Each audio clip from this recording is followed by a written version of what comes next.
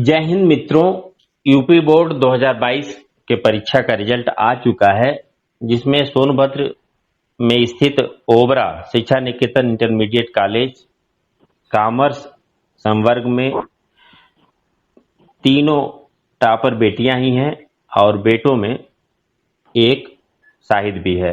हम बात करते हैं कि किसको कितना अंक मिला। Shiksha Niketan intermediate college Obra commerce faculty से सपना को 500 में 390 अंक मिले हैं, 78% है। आयुषी को 500 में 380 अंक मिले हैं, जो 76% है। सना को 500 में 377 अंक मिले हैं, जो 75% है।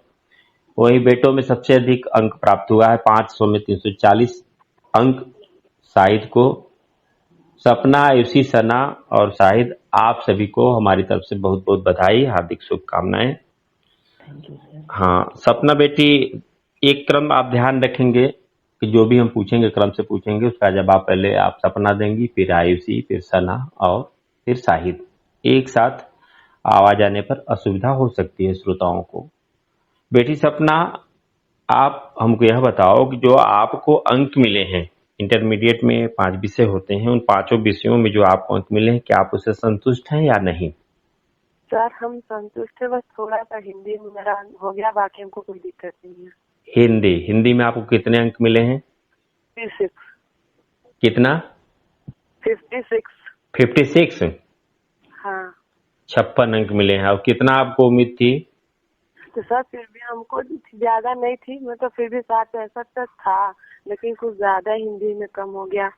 तो 8-10 नंबर कम नहीं होते बेटा। 8-10 नंबर कम होने का मतलब कि हर जब 2 अंक पर 1% का इजाफा हो, तो जा। इस प्रकार से 8-10 अंक जो आपको कम मिले हैं। और आयुषी, आप बताओ बेटा। सर हमको हिंदी, इंग्लिश और इकोनॉमिक्स। हिंदी, इंग्लिश को हिंदी में आपको कितने अंक मिले हैं? सर 75। 75। कितने की उम्मीद थी? सर कम से कम तो 85 की तो उम्मीद थी। हिंदी में आपको जो उम्मीद थी उससे 10 अंक कम मिले। और इंग्लिश में? सर इंग्लिश में 85-90 पहुंच जाता सर, लेकिन 75 पे ही अटक गया। 70 पे अटक गया, इसका मतलब है कि फिर तो 15 अंक आपको लगभग कम मिले। यस सर, जबकि सारा करके आए थे और मेरे अनुमान से तो बहुत कम ही गलती होनी चाहिए थी। तो आपका कॉन्फिडेंस ठीक है, आपको समझ में आता है तो स्क्रूटनिंग करा सकती हैं, उसकी व्यवस्था है। हम सना से बात करते हैं। बेटी आप बताओ। सर हम भी अपने नंबर से संतुष्ट नहीं हैं। किस किस विषय में? सर हिंदी, अकाउंट और बिजनेस में। हिंदी में कितना आपको उम्मीद थी? सर 69 मिला है? यस सर 69 मिला है, ऐसे 75 प्लस की उम्मीद थी सर। अच्छा, लगभग आप 75, इसका मतलब है 6-7 अंक आपको और अधिक उम्मीद थे उसमें। और किस विषय में आपने बताया? और सर बिजनेस में 66 ही मिला है। उम्मीद कितनी थी? सर इसमें तो 80 तक, मतलब अच्छा नंबर लाने की उम्मीद थी सर। मिला और सर हाँ, मिला कितना है, कितना उम्मीद थी आपको? सर मिला है और 80 प्लस उम्मीद थी। 80 प्लस आपको उम्मीद थी, मिला कितना है? 66। अच्छा, आईसी एक सब्जेक्ट आपका रह गया था बेटा, हमें ध्यान आ रहा है कि हिंदी, अंग्रेजी और एक सब्जेक्ट और कोई आपने कहा था ना? Sir economics. इकोनॉमिक्स में कितना उम्मीद थी आपको? सर 85 तक की थी, लेकिन 63 ही मिला। 63? 85 की उम्मीद थी, तो काफी कम अंक मिले आपको उम्मीद से। शाहिद आप बताओ। सर हिंदी में है और सर अकाउंट में। कितना हिंदी में उम्मीद किया था आपने? सर 70। है कितना? 49। 49 पे आके रुक गए हो? Yes sir. अच्छा, और किस में बता रहे, अकाउंट में? यस सर, अकाउंट में 85 होना चाहिए, मगर इसमें 66 ही है सर।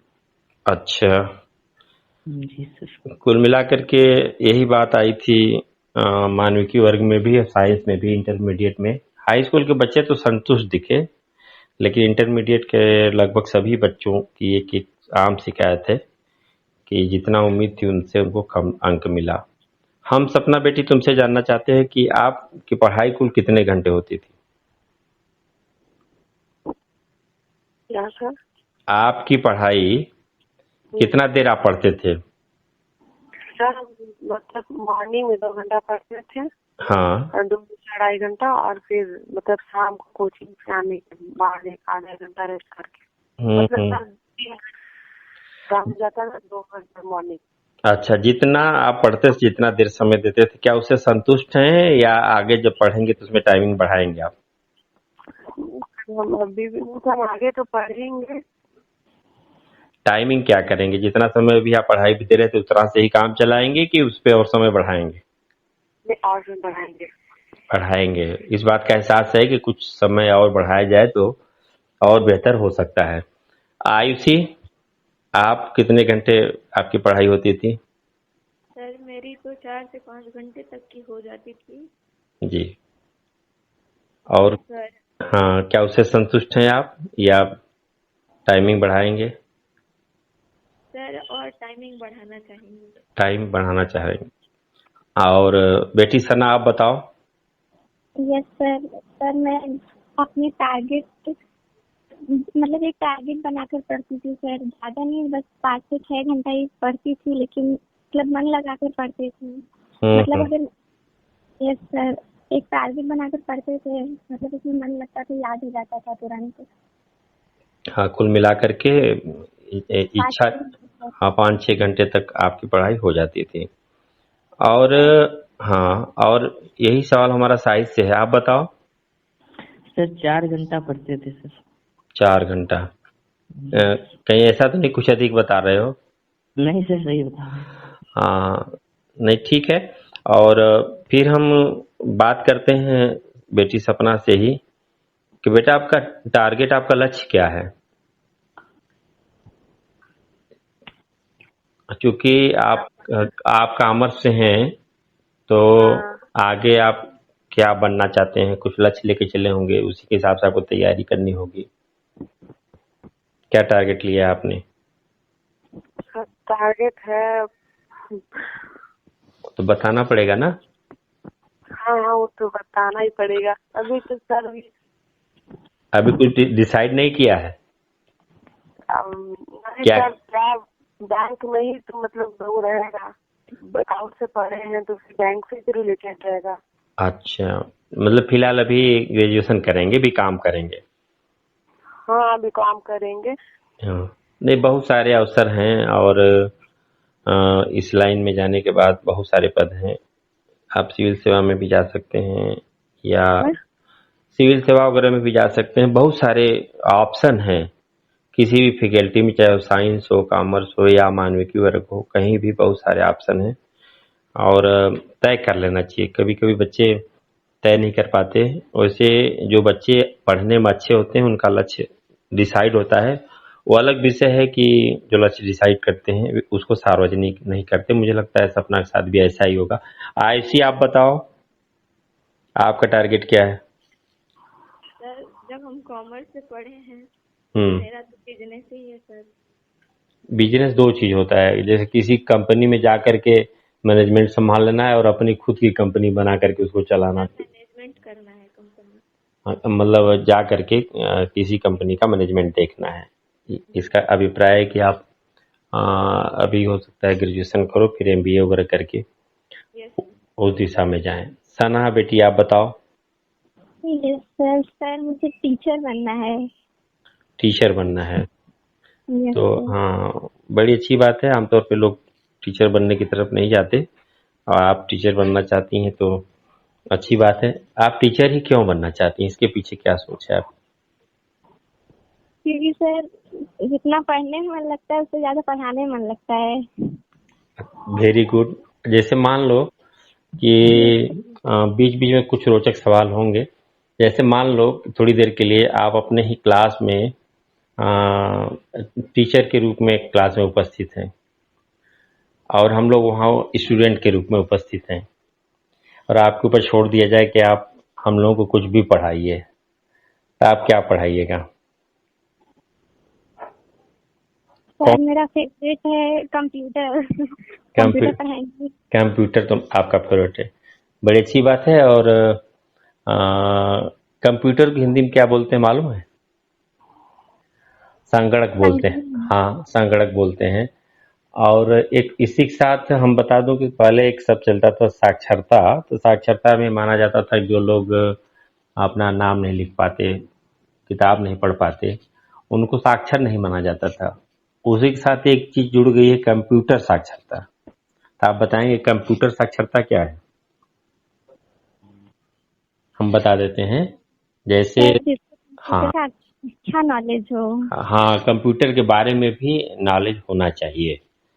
अच्छा, साक्षरता का प्राय यह है कि सामान्य जानकारी हो, विशेष नहीं, उसमें विशेषज्ञ हो ऐसा नहीं। जैसे साक्षरता में व्यक्ति अपना नाम लिख लेता है या जो लिखी हुई चीजें उसको पढ़ लेता है, तो उसको मान लिया जाता है कि साक्षर है, अक्षर को पहचान लेता है। उसी तरह से कंप्यूटर साक्षरता में जो सामान्य काम काज है, अगर वह व्यक्ति उस कार्य को कर लेता है तो उसको कंप्यूटर साक्षरता की श्रेणी में ले आएंगे। विशेषज्ञता की उसकी जरूरत नहीं होती। बड़ी अच्छी बात है। और बिना कंप्यूटर के तो अब कुछ आगे होने वाला भी नहीं है। पेपरलेस, बहुत सारे काम पेपरलेस हो रहे हैं और ठीक भी है। कागज का इस्तेमाल जितना कम होगा, हमारे पेड़ पौधे उतने ही अधिक सुरक्षित होंगे। शाहिद, आप बताओ आपका टारगेट क्या है? सर बिजनेस करना है सर। खुद का या फिर किसी कंपनी में मैनेजमेंट? खुद का। खुद का, बड़ी अच्छी बात है। और अभी हम यह नहीं पूछेंगे कि आप कौन सा बिजनेस करना पसंद करेंगे, क्योंकि बिजनेस में जब जाएंगे तो पढ़ाई लिखाई या उसके साथ अर्थ की भी उसमें जरूरत पड़ती है। और चूंकि हमारे बच्चे हैं तभी उनके पास अर्थ नहीं है, अर्थ के लिए उन्हें परिवार के ऊपर निर्भर होना पड़ेगा। तो अच्छी बात है, सरकार की तरफ से विविध प्रकार की योजनाएं हैं पढ़े लिखे लोगों के लिए। हम सपना बेटी आपसे जानना चाहेंगे कि जो आपको अंक मिले हैं 78%, तो इसका श्रेय आप किसको दीजिएगा? सपना, हाँ बताओ बेटा। सब फिर से मुझे नहीं सुनता है। हाँ, जो आपको अच्छे अंक मिले हैं उसका श्रेय आप किसको दीजिएगा? प्रयास किसको देंगे? श्रेय जो आपको मिला है इतना नंबर अंक आपको, तो उसमें कभी जैसे होता है कि हमने खुद श्रम किया और अपने परिवारजनों का हमें सपोर्ट मिला, माहौल मिला।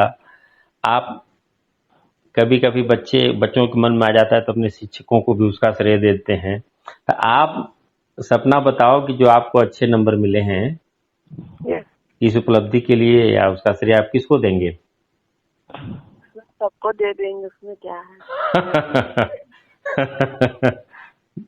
हाँ, सब अच्छे नंबर पास होंगे सर।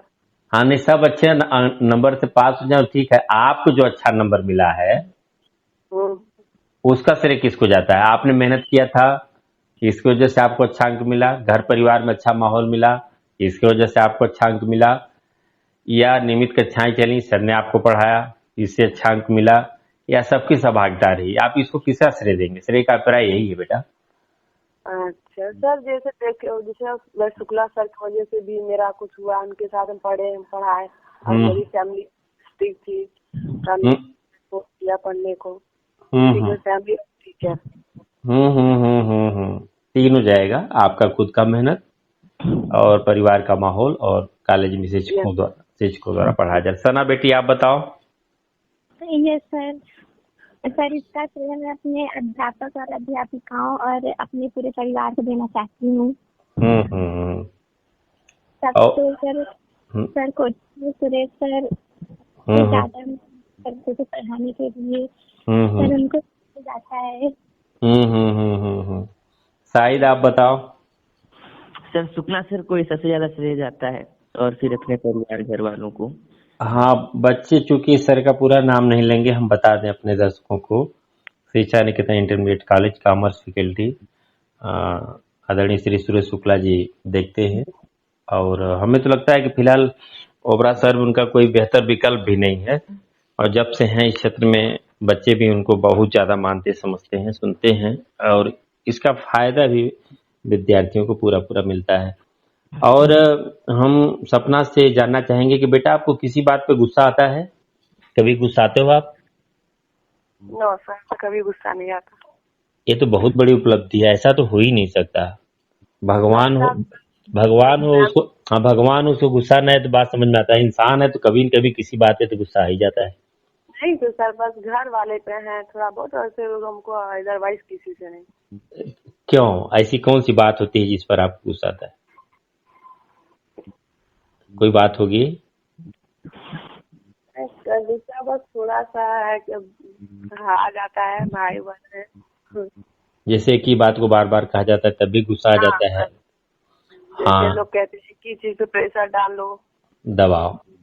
हाँ, बस इसी वजह से चिड़चिड़ापन था, गुस्सा लग जाता है। तो एक अच्छी बात मैं आपसे बताऊं कि मैनेजमेंट वगैरह में जब आप लोग जाएंगे, विशेषकर कॉमर्स का जो विशेष है, जहां अब तो हर वर्ग में जहां कहीं भी, चाहे इंजीनियरिंग साइड हो, चाहे मेडिकल साइंस हो, चाहे आपका कॉमर्स में ही आप जाइए, चार्टर्ड अकाउंट का हो या फिर सिविल सेवा हो, उसमें धैर्य किसके पास कितना है इसका भी परीक्षण किया जाता है विभिन्न परिस्थितियों से।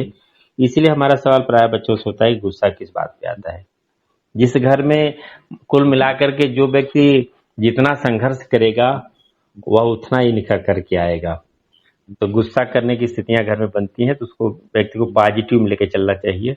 उसको ये मान के चलना चाहिए कि हम कभी किसी पद पे बैठेंगे या किसी काम करेंगे तो वहां भी इस तरह की स्थितियां बन सकती हैं। उसको निगेटिव नहीं लेना चाहिए और उसको अपने अनुसार धीरे धीरे संभाल। आयुषी आप बताओ, आपको किस बात पे गुस्सा आता है? सर मुझे तो गुस्सा तब आता है जब किसी काम को कर रहे हैं और उसमें पूरी मेहनत लगा दी है और वो हमको ना मिले। तो यहाँ तो एक बात तो आती है, आपने देखा होगा कि कर्म करिए और फल की इच्छा न करिए, लेकिन कुछ लोग इसका दूसरा अर्थ लगा लेते हैं। कर्म करिए फल की इच्छा न करिए, इसका मतलब है कि आपका अगर बेहतर कर्म है तो फल अपने आप मिलेगा ही मिलेगा। अच्छा, जो आपने कहा कि आपने मेहनत की, आपको वो चीज नहीं मिली, तो बेटा कहीं ऐसा नहीं हो सकता कि उससे बेहतर चीज आपको मिलने वाली हो इसलिए वो नहीं मिली? कभी आपने सोचा? जैसे मान लो, उदाहरण के तौर पर हम आप ही की बात रखते हैं, आपने किसी से कुछ मांगा, जैसे मान लो आपने किसी 100 रुपए मांगे, ठीक है, उसने 100 रुपए न देकर के आपको 50 रुपया ही दिया, तो आपको लगेगा मन में कि 100 रुपया की अपेक्षा थी, इसने 50 दिया। या हो सकता है दूसरी बात उसमें ये भी हो सकती है, आपने 100 रुपए मांगे तो आपको 100 रुपया दे दिया। तीसरी बात ये भी हो सकती है कि आपने केवल जरूरत बताया और आपने पैसा नहीं मांगा और आपको उसने 100 के बजाय 200 रुपए दे दिया। ऐसा भी हो सकता है? नहीं हो सकता? हो सकता है ना? जी सर। तो इसमें आप ये रखिए, कोई चीज अगर छूट जाती है, कोई चीज आपकी इच्छा के अनुसार नहीं मिलती है तो आप उससे निराश मत होइए, बल्कि आप इस उम्मीद में रहिए कि हो सकता है इससे बेहतर होने वाला है, इससे और अच्छा कुछ होने वाला है। एक लाइन आप लोगों ने सामान्य तौर पर सुना भी होगा, लोग कहते हैं, ये हमारी लाइन नहीं है, कि जो हुआ वह भी अच्छा हुआ और जो हो रहा है वह भी अच्छा हो रहा है और जो आगे होगा वह भी क्या होगा? क्या होगा? अच्छा ही होगा। ये बातें क्यों कही जाती हैं? क्योंकि हमारे अंदर सकारात्मक भाव रहे। अगर हमारे अंदर नकारात्मक भाव पैदा हो जाएंगे तो जो चीज हम हासिल करना चाहते हैं उसमें व्यवधान खड़ा होगा। इसलिए हमेशा हमें कोशिश करना चाहिए, पॉजिटिव सोचें, सकारात्मक रहें। हमारी बात हो रही थी आयुषी से, सना से बात हो रही थी। सना, सना आप बताओ, आपको किस बात पे गुस्सा आता है? सर जब हम एक काम करते हैं तो कोई बीच में डिस्टर्ब करता है तो बस गुस्सा आता है। काम करते समय कोई डिस्टर्ब करता है तो क्या करते हो? उसको गुस्सा में जवाब देते हो कि उसको नॉर्मल होकर जवाब देते हो कि मुझे परेशान मत करो? हाँ नॉर्मल वे ना? सर। हाँ हाँ, कोशिश करना चाहिए। गुस्सा आने के कारण और भी होता है, जो थोड़े दुबले पतले होते हैं, कमजोर होते हैं, उनको गुस्सा कुछ ज्यादा ही आता है ना? गुस्सा का एक कारण यह भी बनता है। शायद आप बताइए, आपको किसी बात पे गुस्सा आता है? जी सर, जब कोई काम सर मेरे मुताबिक नहीं हो पाता है तब सर गुस्सा आता है। तो यह तो आपका वही हो गया ना कि डिक्टेटरशिप हो गई, हर काम आप ही की इच्छा से होगा। नहीं सर, जैसे कुछ काम में से मेरी भी सलाह ली जाए तो हमें सही हो सकता है सर, कोई गलत होता नहीं सर। उस बात पे, हर बात पे नहीं, अब जो हाँ नहीं बड़े हैं तो कुछ। हाँ, परिस्थितियाँ, सबकी परिस्थितियाँ अलग अलग होती हैं।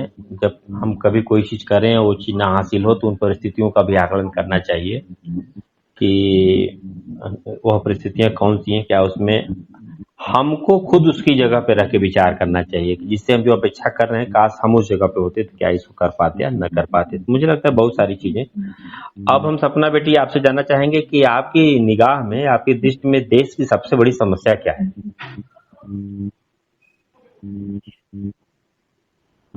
सपना, आवाज मिल रही है? सर बोलिए। हाँ, देश की, ऐसा तो नहीं कि इंटरव्यू चल रहा है इसी में आप समय का उपयोग करें, कुछ और भी करना शुरू कर दे रहे हैं, 2-4 मिनट का समय मिलता है तो। No no sir. देश की सबसे बड़ी समस्या क्या है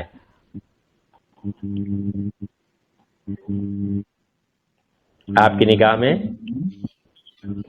कोई समस्या है? हाँ हाँ, कोई समस्या है कि नहीं? प्रॉब्लम है हमारे? हाँ, जैसे आप जॉब के लिए तो बहुत प्रॉब्लम है। किसके लिए? जॉब के लिए। हम बात क्लियर नहीं हो पा रही। देश की सबसे बड़ी समस्या हम पूछ रहे हैं। सर देश का कुछ समस्या ज्यादा नहीं, बस बेरोजगारी, रोजगार बहुत कम है।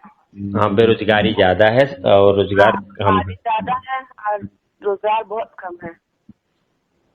ठीक है, और स्वाभाविक है कि रोजगार नहीं होगा तो समस्या तो होगी ही। और यही प्रश्न हमारा है आयुषी से। आप बताओ। मेरे हिसाब से पढ़ाई लिखाई का अभाव है सर। शिक्षा दीक्षा का विस्तार होना चाहिए, यही ना? अच्छा, सना आप बताओ, सबसे बड़ी समस्या क्या है देश की? सर बेरोजगारी, महंगाई बेरोजगारी, और बेरोजगारी, महंगाई और पॉपुलेशन, जनसंख्या है।